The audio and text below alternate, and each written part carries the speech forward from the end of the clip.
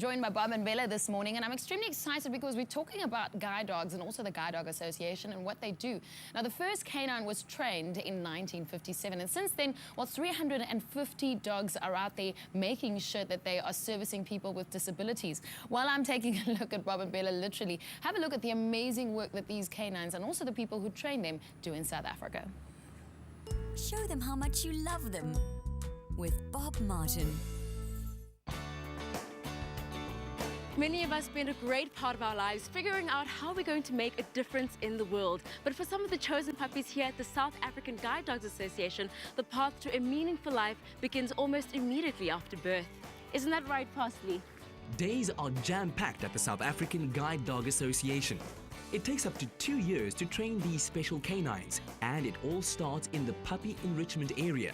Here, they're exposed to different surfaces and are socialized to later become a guide dog. Pieter, the South African Guide Dogs Association has been very successful with about 350 guide and service dogs working around the country.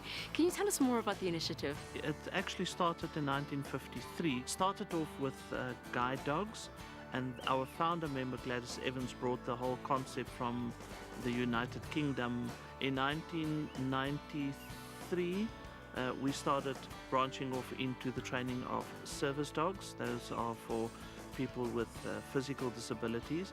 And recently we started branching into the training of autism assist dogs.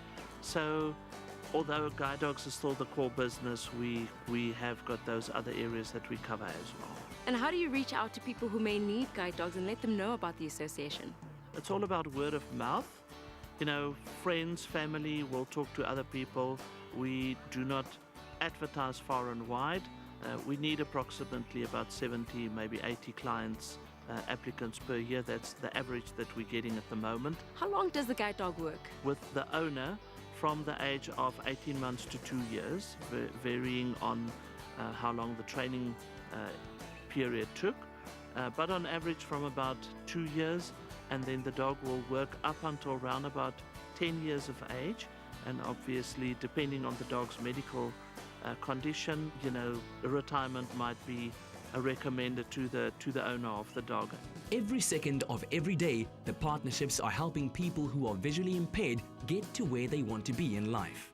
Emma, it's very early days for you and Ellen right now. You've just begun the program, but how are you finding it? It's a bit stressful and challenging, but because I've had a previous guide dog, I decided I wanted to have definitely a dog in my life. In 2007, I guessed that I was going blind, and I guessed that many of my friends or people that I was associated with told me about guide dogs for the blind. Well, Ellen seems absolutely enamored with you. How do you think this newfound friendship is going to impact your life? I think it's going to give me definitely a lot more independence. I hope to learn new routes. It helps us as blind people climb the ladder, so to speak, and to just be our own people in our own ways and just be able to do our own thing. And it's also a friend, so it's something that I look forward to. Most of the training takes place in natural environments in and around Joburg, such as the facilities in Polshof.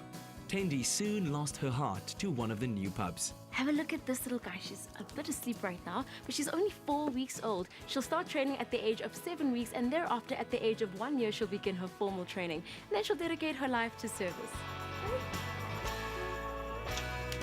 The association also trains service dogs that assist people with other disabilities than blindness.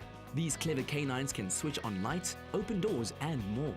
The process one has to undergo is that one has to be the one who give us a call, and then they'll tell us that they do want one of our assistance dogs.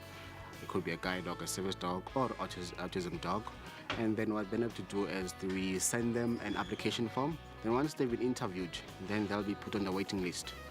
The waiting list for guide dog side, it's about plus minus 2 years waiting list, depending, because not every dog suits everyone.